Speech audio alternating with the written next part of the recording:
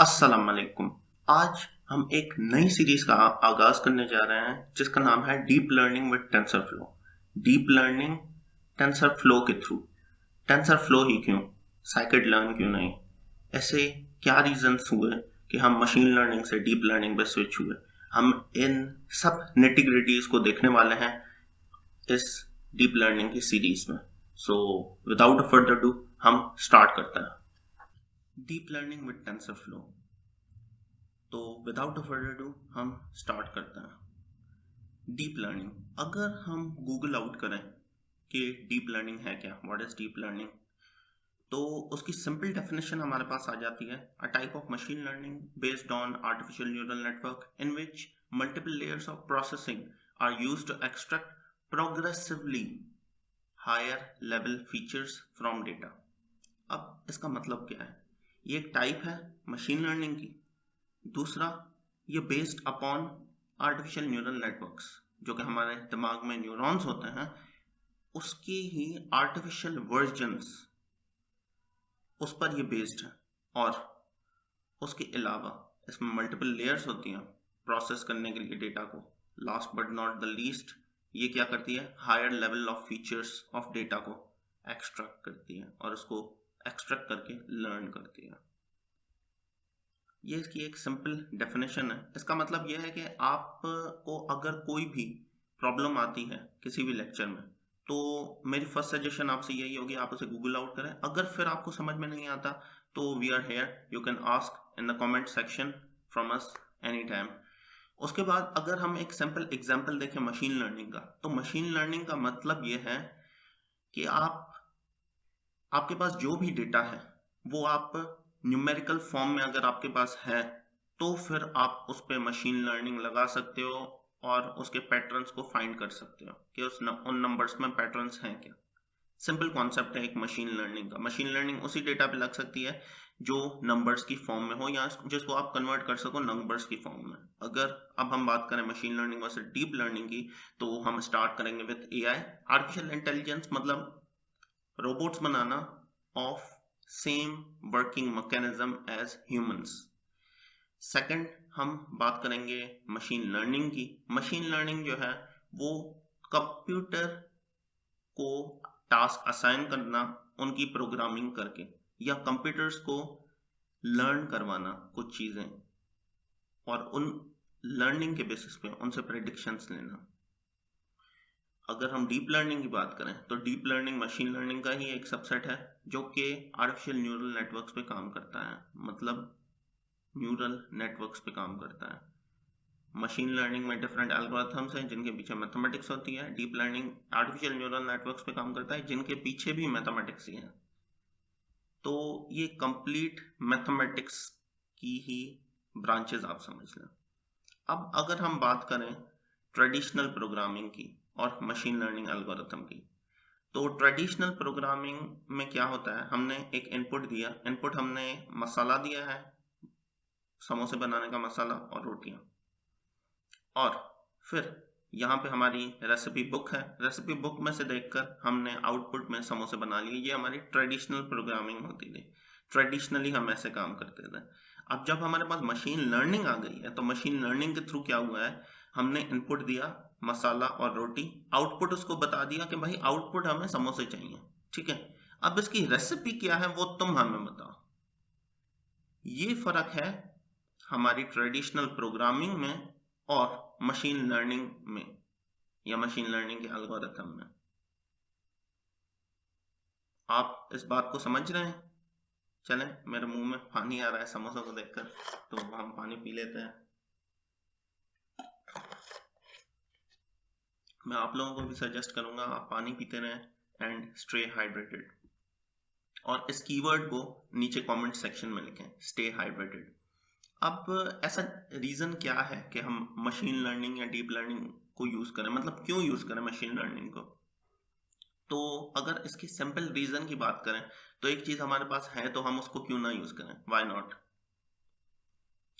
सो पर अगर हम इसके एक बेटर वर्जन की बात करें, बेटर वर्जन ऑफ रीजन की बात करें, तो कॉम्प्लेक्स प्रॉब्लम्स के लिए जब हमें रूल्स को डिफाइन करना है या रूल्स को सोचना है, तो फिर हम मशीन लर्निंग और डीप लर्निंग पे स्विच हो सकते हैं। एक सिंपल गेम है, फॉर एन इंस्टेंस हम एक गेम की बात करते हैं जो हम मार्बल्स के साथ छोटे होते खेलते थे। I used to play marbles के साथ हम गेम खेलते थे इक्की बद्धी। अगर आप लोगों को पता है, इक्की का मतलब होता था इवन, बद्धी का मतलब होता था ऑड।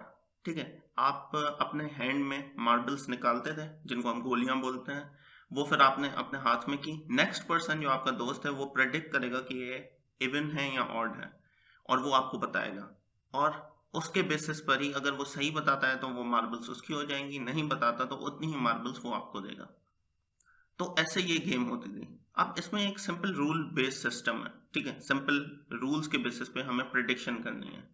तो इन चीज़ों के लिए हम मशीन लर्निंग को यूज़ नहीं कर सकते। ये एक इसका सिंपल आपको एग्जांपल मैं दे रहा हूँ, पर जहाँ पे कॉम्प्लेक्स प्रॉब्लम आ जाए वहाँ पे हमें इसको यूज़ करना पड़ता है।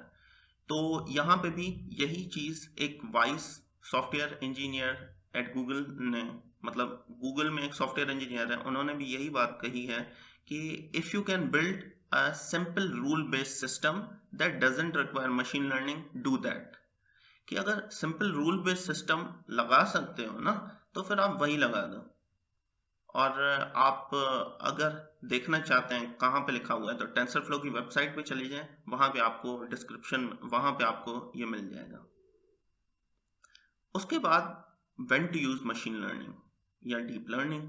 डीप लर्निंग अगर हमें यूज़ करनी है तो उसके जो इम्पॉर्टेंट एस्पेक्ट्स हैं वो ये हैं कि आप इमेज प्रोसेसिंग, ऑब्जेक्ट डिटेक्शन और एनएलपी, इन चीज़ों को जब भी इन चीज़ों पे जब भी काम करना हो तो हम डीप लर्निंग को यूज़ करें।